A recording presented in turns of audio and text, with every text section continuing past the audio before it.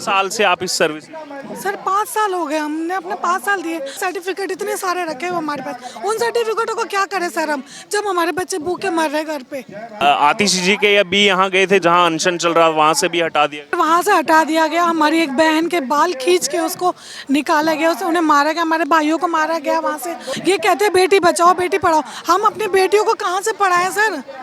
हमारे पास 3 बेटियां हैं सर, उनका पालन पोषण मैं कैसे करूँगी सर?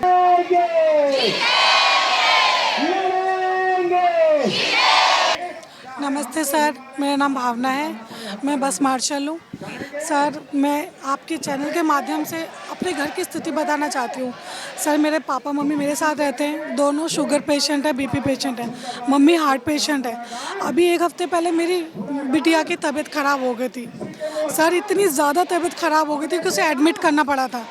सर मेरे पास पैसे नहीं थे कि मैं हॉस्पिटल से, सर बस तो फ्री कर दी सर ने, लेकिन सर दवाइयाँ जो बाहर से इंजेक्शन मंगाते हैं, दवाइयाँ मंगा, उस तक के पैसे नहीं थे मेरे पास। सर बताइए मैं किसके आगे बोलूँ? कितने साल से आप इस सर्विस में? सर 5 साल हो गए, हमने अपने 5 साल दिए। उससे पहले हम पहले से हैं, बस मार्शल में तो 5 साल हो गए, उससे पहले से मुझे 7 साल हो गए सर। जी सर। परिवार आप पर? जी सर निर्भर है सर। बताइए, मैंने अपना हर निष्काम दिए, मैं अपने सर्टिफिकेट दिखाऊंगी आपको, हर चीज़ के निष्काम के सर्टिफिकेट इतने सारे रखे हुए हमारे पास, उन सर्टिफिकेटों को क्या करें सर हम, जब हमारे बच्चे भूखे मर रहे घर पे?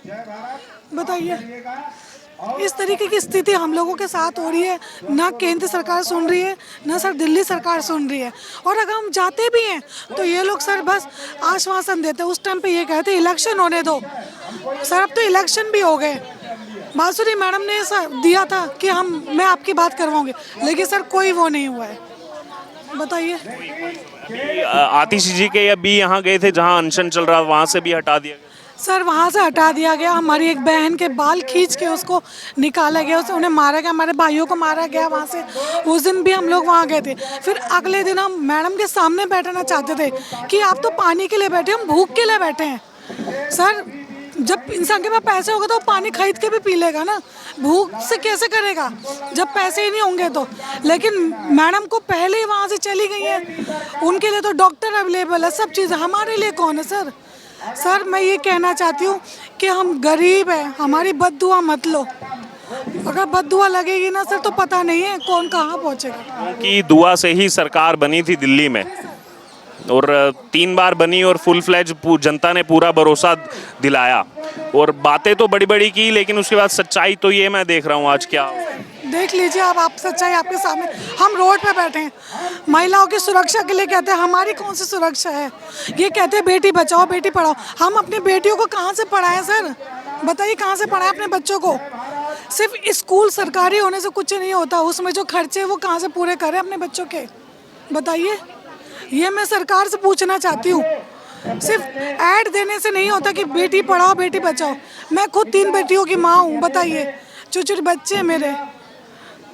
सही सवाल आज इन्होंने उठाया है कि एक तरफ आप बातें तो कर रहे हैं कि हमने सरकारी स्कूल इतने अपग्रेड कर दिए सब, लेकिन रोजगार ही छीन लिया।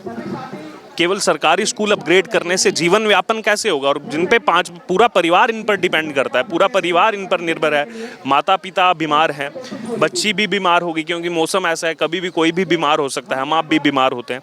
तो उस स्थिति में इंसान कहाँ जाए? और 9 महीने हो गए इनको दर बदर भटकते हुए, 9 महीने से लगातार विरोध प्रदर्शन कर रहे हैं। सर जी नमस्कार सर, मेरा नाम पुष्पा है सर मैं BBM डिपो से हूँ सर। हमारे घर में इतनी परेशानी हो रही है सर, ड्यूटी जाने के बाद में हमें 8 महीने हो गए सर।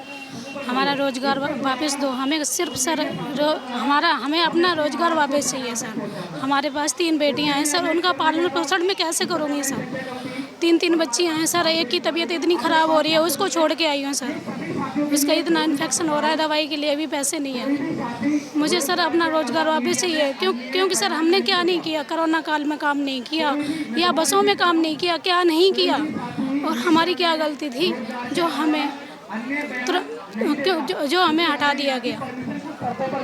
बिल्कुल, देखिए जब कोरोना का समय चल रहा था और हर कोई एक दुविधा में था, उस समय भी ये लोग अपनी जो है सेवाएं देते रहे। और वो सेवाएं क्यों देते रहे? सबको पता है 2012 में दिल्ली में जो निर्भया कांड हुआ, उसने पूरे देश को झकझोर करके रख दिया और उस पर देश भर में जो है एक आग उस समय उठी। और दिल्ली की अगर बात की जाए, दिल्ली में सुरक्षा की बात की जाए, क्योंकि बस के अंदर ये हुआ था सब कुछ, तो बस में जो है मार्शलों को तैनात करने की बात आई। फिर जो सिविल डिफेंस में कार्यरत थे उनको जो है बस मार्शल के नाते तैनात किया गया। महिलाएं भी उसमें लगभग 40-45% महिलाओं की उसमें उपस्थिति रही, बाकी पुरुष उसमें उपस्थित रहे। लेकिन क्या अब महिलाएं सुरक्षित हैं? अब आखिरकार इन्हें क्यों हटा दिया गया? और केवल बस मार्शल से नहीं, इनको तो पूरी सर्विसेज से हटा दिया गया, क्योंकि इनमें से कई सारे लोग ऐसे हैं जो पहले से कार्यरत थे, उसके बाद उनको बस मार्शल के नाते तैनात किया गया था। तो अब आखिरकार इनकी क्या गलती थी? हर एक चीज पर जो है ठीकरा तो फोड़ देते हैं ये दूसरी सरकारों पर, दिल्ली सरकार की मैं खास तौर पर बात करूं, लेकिन अपनी जिम्मेदारी से भागना, इसका अगर प्रथम दृष्टया कोई उदाहरण है तो दिल्ली सरकार है। वो इसीलिए कुछ भी हो ये बाकियों पर आरोप लगा देंगे। बाढ़ आ जाए तो हरियाणा सरकार जिम्मेदार, पानी कम हो जाए तो हरियाणा सरकार जिम्मेदार, कुछ भी नहीं हो तो केंद्र सरकार जिम्मेदार। लेकिन अपने विज्ञापन 10 लाख की स्कॉलरशिप देकर 19 करोड़ के विज्ञापन छापने के लिए जो है पूरा पैसा है इनके पास। देश भर में जब जाएंगे प्रचार प्रसार करने तो बताने फ्री बिजली, हालांकि फ्री बिजली भी नहीं है, 200 यूनिट तक है, कई हजार बिल आ रहे हैं। फ्री पानी कह देते हैं, लोगों के लाख रुपए पानी के बिल आए हैं। और फ्री बस सेवा के नाम पर पूरे देश भर में प्रचार करते हैं, लेकिन क्या वो फ्री बस सेवा जो की जा रही है इन लोगों का रोजगार छीन कर की जा रही है, या अपनी राजनीतिक रोटियां सेकने के लिए की जा रहे हैं? क्योंकि ये जो इनकी आंखों में अभी आंसू है, ये हम केवल सुन सकते हैं या आपके तक केवल अपनी बात बयां कर सकते हैं, लेकिन जो इनके साथ इस समय पीड़ा है वो केवल यही महसूस कर सकते हैं। हम केवल प्रयास कर सकते हैं, लेकिन जो इन पर बीत रहा है वो यही जानते हैं। अब इस पर राजनीति बिल्कुल खत्म होनी चाहिए। 9 महीने हो चुके हैं इनको दर-बदर भटकते हुए। तुरंत जो है इस पर कुछ ना कुछ जो है एक्शन होना चाहिए। नया रोजगार तो छोड़िए, नए रोजगार की बात की, चुनाव में कितनी बात हुई, नए रोजगार इतना देंगे, 30 लाख देंगे। जो पुराने जो काम कर रहे हैं इतने सालों से, कोरोना वॉरियर की तरह जिन्होंने काम किया, कई दशकों की जिन्होंने सेवाएं दे दी, उनको आपने रोजगार से हटा दिया। ये सवाल आज उठता है।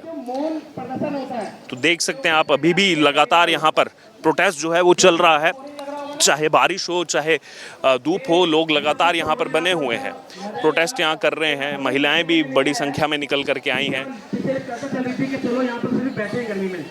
मैं आपको बता रहा हूँ, यहाँ पर वो चेहरे भी हैं जो पिछले 8 महीने से धरने पर रेगुलर आ रहे हैं, अपना घर परिवार छोड़ के। दिल्ली के कोई इस कोने से आ रहा है, कोई इस कोने से आ रहा है। हमारा मन बिल्कुल नहीं था, वापस दो, हम अपना अधिकार मांगते, नहीं किसी से भीख मांगते, हम अपना अधिकार मांगते, नहीं किसी से भीख मांगते, लड़ेंगे, आवाज दो, आवाज दो। अब मैं मंच पर बुलाना चाहूंगा श्री प्रेमजीत जी को।